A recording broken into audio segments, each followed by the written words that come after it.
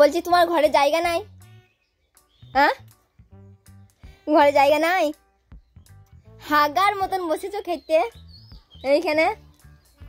এই যে এই মুড়ি খেতে, কি দিয়ে মুড়ি খেয়েছো? তুমি যা দিয়েছ কুমড়োর তরকারি। তা তা বলি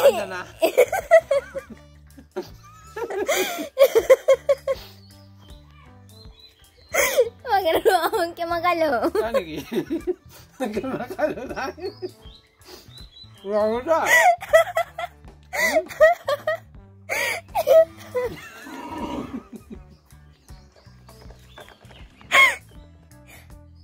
হাগার মতন বসেছো কেন খেতে? খাবো দিন তবে যাবো। পিছে দেখো, পিছে পিছে দেখো, তোমার পিছে দেখো।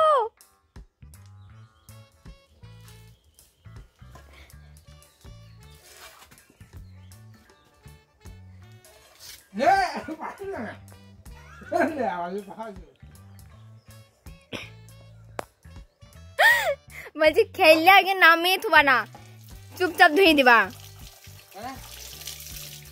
খেতে বেরোতে ধুতে পারবে না?